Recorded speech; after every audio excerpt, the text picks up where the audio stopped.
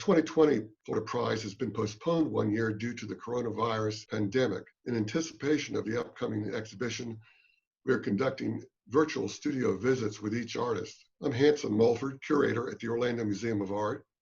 And I'm Coralie Claeysen-Gleyzon, associate curator at the Orlando Museum of Art. And today we're here visiting with Matthew Cornell. Thank you for joining us today. Thank you. We're excited to see you, even if it's only virtually, but we would love to talk to you about the work you've been creating, especially lately now that you've been cooped up in your home like all of us, right, during this pandemic. Would you like to tell us a little bit how that has affected your practice? Well, surprisingly, I mean, my wife and I work at home all the time. I don't have a studio that's outside the house. So it really hasn't changed our lives that much. When we travel and when I travel to do work or a show, we are gone typically an extended period of time. But when we're home, we're here nearly 24 hours a day. My schedule has not changed in terms of my working habits, but a lot of things were canceled. So there's a lot of adaptation for that, for sure. Have you thought about dealing with the pandemic in terms of the content of your work? Well, if you think about like the idea of the pandemic being an isolation, I mean, a lot of my paintings have a sense of that really already. I mean, if you look at the piece that's behind me, it's a painting of my father-in-law's house, and it could easily double as a painting about the idea of being isolated in your home. And before I was making these small sort of detailed paintings, I was doing very large, almost blurred pastels of storms and tornadoes. And I wanted to do the opposite of that. So I decided to make small paintings, and I wanted to make them as realistic as I possibly could, as detailed and small, because I wanted people to sort of look close. And once they look close, they see the sort of intimacy of the experience. They see a lot of times these huge vistas or these huge spaces. Right. So, and I like that. I like that sort of interaction where someone's looking close, but they see quite a bit. A lot of work you have to step back from, and I just wanted people to step forward.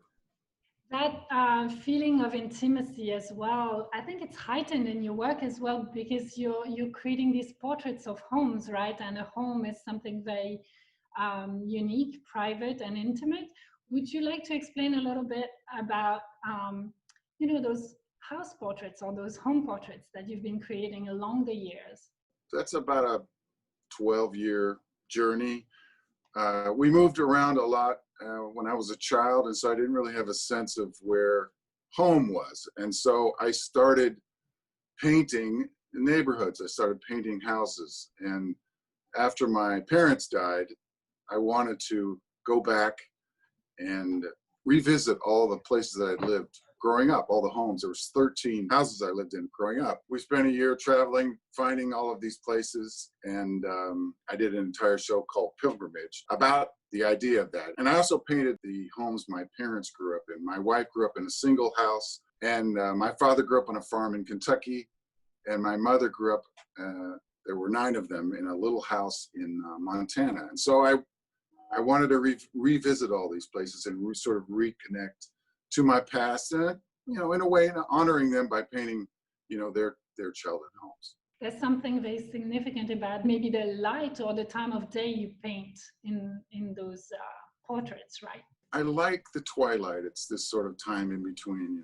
It creates a kind of nostalgia or mystery about the places that maybe in broad daylight it wouldn't necessarily have, and even the most mundane objects can appear kind of interesting. So it sort of, in this twilight, it sort of transforms the place into this other thing that you wouldn't normally notice in the middle of the day. And I like that. And I like, we've driven so much. I had driven so much through all kinds of little towns and big towns and streets, neighborhoods.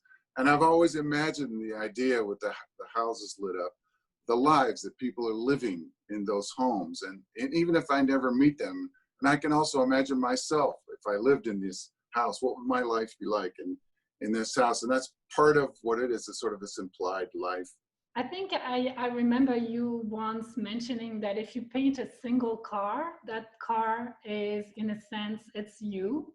It's me, yeah. Yeah, so if you see a car, in any painting of mine, a car coming or going, but typically with the lights on in the background, that's me, yes. Why don't we look at a couple of paintings? That piece right there is relatively recent. It's a street in Louisville, Kentucky, actually, a place where I lived. And my father grew up in the area, and I still have family there, so I have a very deep connection to the place. And I just love these sort of isolated, kind of lonely streets, even though I never feel that way myself. I never feel isolated or alone. I feel connected to them, even if they look lonely, with the sort of varying different kinds of lights and temperature of lights. But the painting is called Jeopardy, and if you look on the very far left, there's a blue light illuminated there, and it essentially represents my father-in-law. He lived, again, in this house that was behind me for 63 years, and we had gone up there the last 7 years, and most nights we would sit down and watch Jeopardy with him. And it was just sort of ritual. It was just sort of this way for me and Rachel to connect with him. You know, I give it a title and I have a story, but listen, people can wander into the paintings and create their own narrative. I mean, there's so much going on in the world. I did this a few months ago, and every day there's something politically, culturally, and my wife and I, we talk a lot about hope. And while I wasn't intentional, I'm standing on the railroad tracks there. So when I travel around looking for places to paint, not everybody is receptive to the idea of somebody in a big white van circling in their neighborhood. The house on the right there, that guy came out screaming and yelling, threatening me and saying he was going to get his gun and he was going to call the police. So not everybody is receptive. It really depends on the neighborhood. There's 3 lights on, and so I just think about the lack of communication maybe between the people in these homes. That is my parents' house. My older brother lives there now. So when they died, I wanted to paint the house that they lived in the last 35 years. My father was in the Air Force, and so we moved around a lot. And when we finally moved into this house in 1975, my mother was like, this is it. We're not going anywhere else. This is going to be the house. And she loved this place. They lived there until they passed away in 2013. And they really, really took care of it. It's in Sacramento in California.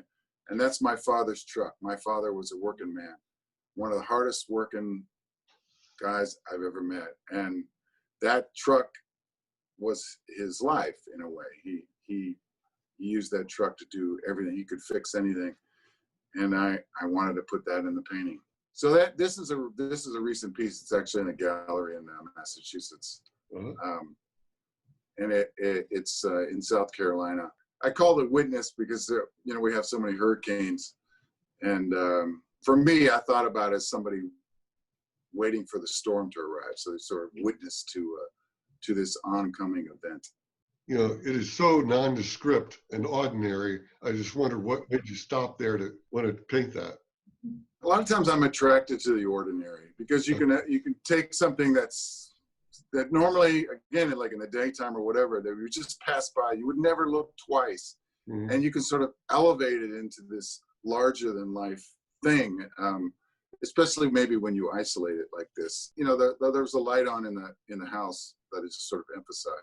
But I like the idea of that. I like the idea of the ordinary. I like the idea that people living heroic but ordinary lives. The light that you see in the top left over there in the building, in the middle left, it sort of represents my father. A lot of times I will put a light off in the corner, and because my dad, he worked from sun up to sundown, and even though he never worked in an office, he worked all day long. So I always thought of him as a guy that if you see something like this, he's up, he would say, getting it done. That's what he always said. He'd say, Matthew, I'm just getting it done. That's here, actually.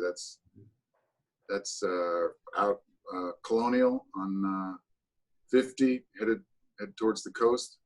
Yeah, when I was growing up, after baseball games, we would go and we'd all have ice cream. My father was the coach, and he took us, and did that for years. And it just sort of like represents the idea of a little story when I was a kid. And again, I like, at the twilight, just sort of makes the place glow. If you drive by it in the daytime, you wouldn't necessarily look at it twice. But at night, it's different. It becomes a different thing altogether. This is a place in Virginia, this strip club right by this giant cross. And I just saw it. I'm like, that's it. It was a total accident. I said, that's America right there. Right. We pulled off, and I made a little sketch, and I took some photos and made the painting. And the cross is right in the center of the painting. Right. Saturday night and Sunday morning. That's right. That's right. Listen, I appreciate it. I'm honored that I was chosen as well. We're happy to have you in the show, and look forward to seeing probably new work by the time the show rolls around next year. Thank you so much again, Matthew. Thank you. Thanks.